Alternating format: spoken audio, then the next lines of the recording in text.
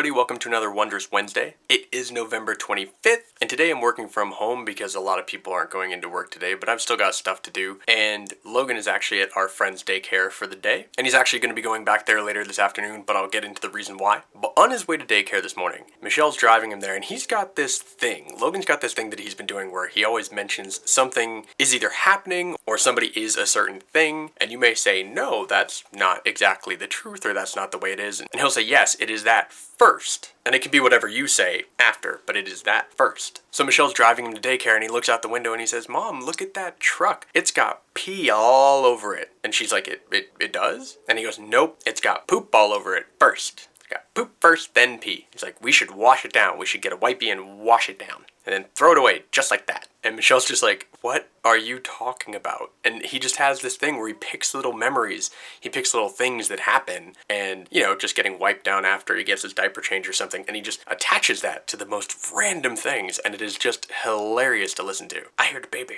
Okay, no baby cameo. Liam's going to feed. He's a little fussy right now. Didn't finish his bottle from earlier this morning. And we're still doing the breathing treatments with him. It seems to be helping. And hopefully this bronchiolitis thing will clear itself out soon enough because he is just so frustrated about when he tries to, when he breathes and it just gets kind of chunky and choky and it's no fun. And it also makes him spit up a lot. So that's a big old mess. And the other thing about Liam that keeps confusing me right now is I look at him and I see like a 3-month-old because he's a big baby, but he's only 8 weeks old. So it keeps confusing me about like what I feel he should be doing now. Like he looks like he's old enough to kind of be crawling or moving around or doing something, but he's only 8 weeks. He doesn't really know any of that stuff yet. And it makes me wonder if he's just going to be a huge kid, like a huge adult. Maybe I should just sign him up for WWE training camp right now. So on to the other thing that I talked about yesterday, and the reason why Logan is going to be going back to daycare later on today is because later this afternoon, I'm going into the doctor's office to get a vasectomy done. Now I know that seems like a really scary thing to a lot of guys, and I've had friends who I've talked to and told that,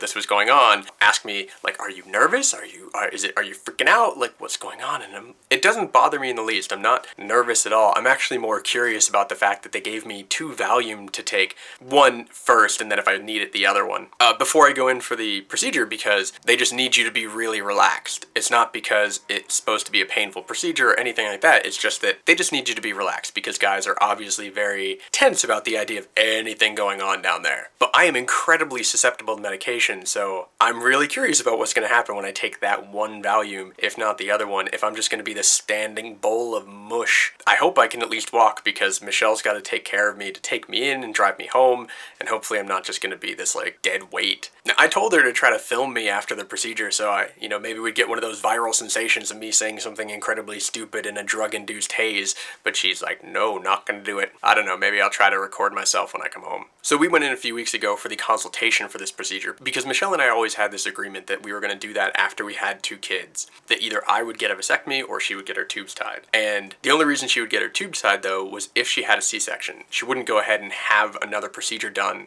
if the delivery was natural, but if she had a C-section, she's like, I'm already open, go ahead and do it. And that was always our agreement, but the problem was we forgot to sign the paperwork to say that. You can't make a decision in delivery to then have your tubes tied if you're going to have a C-section in a matter of hours. They don't allow you to make that decision on the table because God knows how many women would just be in pain during a delivery and then say, tie those motherfuckers, I'm never doing this again. And then later on get sued for some sort of liability or malpractice because that woman then wants to have children again. So you have to sign the paperwork in a kind of calm state of mind with all the knowledge about what you're deciding. And that's basically the same thing for men. You have to go in at least 2 weeks ahead of time, and if you're in a relationship, it's important for both people to be going in because they both have to really understand what's going on here. While a vasectomy is technically reversible and there's ways to continue having children after the fact, the doctor's like, you want to treat this as permanent. You want to treat this as not going back, and you never want kids again because to go back afterwards is really intensive and it's a lot of money and there's fertility treatments and all sorts of things, and you don't really want to go down that road. And we're totally fine with that because we've always decided that we only wanted 2 kids and that if we decided later on that we want more, that we are financially and emotionally capable of taking on more children, that we would adopt from that point on because there are so many kids out there that need a home and there's really no reason for us to continue making more children. We've replaced ourselves in the population and on the family tree, we've kept our bloodline going, whatever. We don't need to do that anymore.